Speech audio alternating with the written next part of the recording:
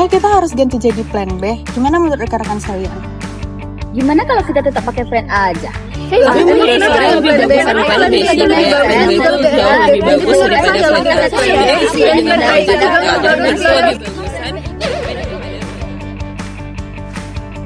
Kamu pernah nggak sih berada di situasi di mana semua orang ngomong sama kamu secara bersama dan kamu bingung harus jawab yang mana dulu?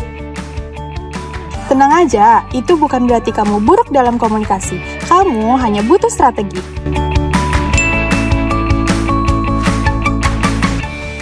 Satu, tetap tenang dan kendalikan situasi dengan bahasa tubuh. Kalau kamu panik, mereka akan semakin bingung dan kamu pun akan semakin tenggelam. Oke rekan-rekan, sebentar ya biar saya jawab satu persatu dulu. 2. Tentukan prioritas pertama. Kalau kamu menjawab secara acak, keadaan tetap berantakan. Oke, saya jawab mulai dari yang pertama tadi dulu ya, setelah itu yang lain nyusul.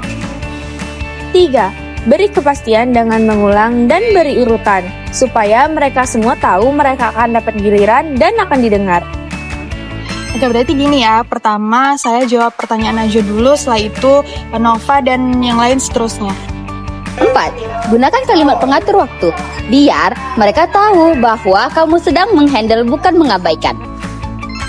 Sebentar ya, saya jawab pertanyaan Najwa dulu, yang lain mohon tunggu sebentar. 5. Arahkan ke sistem satu arah. Jika memungkinkan, mintalah seseorang untuk berbicara sebagai perwakilan. Oke, gini. Biar lebih cepat, gimana kalau satu orang aja yang mewakili pertanyaannya? 6. Cek ulang kembali untuk memastikan semua terjawab, agar tidak ada yang merasa terabaikan. Oke, semua sudah jelas ya, ada yang belum terjawab? Dengan mengatur alur pembicaraan, semua orang merasa didengar, dan komunikasi jadi jauh lebih efektif. Kalian pernah nggak sih ngomong ke orang tua ataupun ke dosen, tapi gaya ngomong kalian itu kayak ke teman, terus suasananya malah jadi canggung? Pagi, Bu. Pagi juga. Oh iya, minta alamat Bu Cesa. Bu, permisi sebentar, Bu. Saya mau nanya. Iya, silakan. Rumahmu di mana? Hah? Rumahmu ke sana? Apa? Di sana ada siapa? Maksudnya?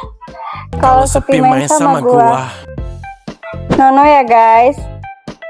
Maaf, Bu. Tugas yang Ibu kasih kemarin itu kan harus diantar ke rumah Ibu. Nah, saya mau nanya alamat rumah Ibu di mana, soalnya kemarin saya lupa nanya. Oh iya, boleh. Nanti saya kirimkan alamatnya melalui WA Group ya. Baik, Bu. Terima kasih ya, Bu. Sama-sama. Cara berbicara ke teman tentu berbeda dengan berbicara kepada orang tua ataupun dosen. Nah, kita harus menyesuaikan nada bicara kita dan juga pilihan kata yang akan kita pakai sebagai kunci komunikasi yang efektif.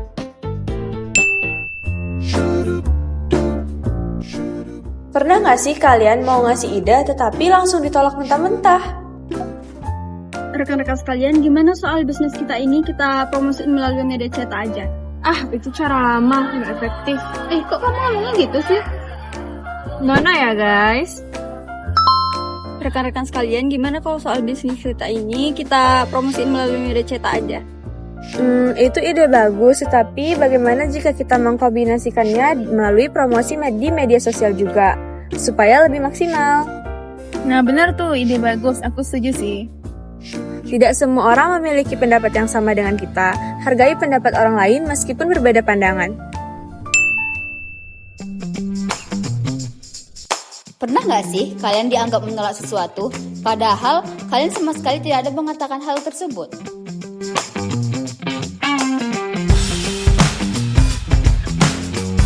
Pagi, Bu. Pagi. Surya, kamu sini dulu. Iya, ada apa Bu? Kenapa kamu tidak ikut proyek ini? Saya ikut kok Bu. Loh, tadi malam sudah saya chat tapi tidak ada kamu sampai sekarang. Jadi saya kira kamu menolaknya. Pagi. Surya, kamu sini dulu. Iya Bu, ada apa Bu? Nah, saya mau mengonfirmasi terlebih dahulu nih. Apakah kamu masih berminat untuk mengikuti proyek ini? Iya Bu, maaf semalam saya ketiduran jadi belum sempat balas chat Ibu.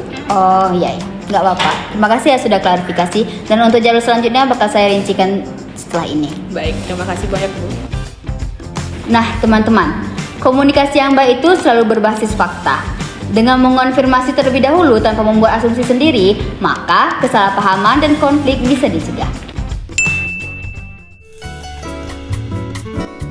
Pernah gak sih kalian lagi bicara dan minta pendapat ke orang lain, tapi dianya malah sibuk sendiri dan gak benar-benar dengerin kalian? Menurut kamu bagaimana tentang proyek ini? Terserah lah. No ya.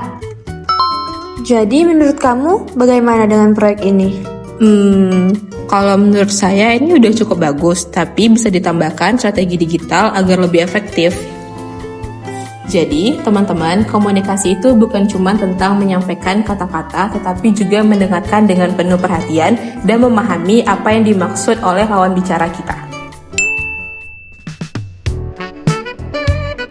Pernah nggak sih kalian ngomong sesuatu, tapi orang lain malah salah paham? Laporan kamu ini masih kurang pas, coba kamu revisi secepatnya ya. Maaf Bu, bagian mana ya yang harus saya perbaiki? Ya pokoknya perbaiki aja lah, masa nggak ngerti sih?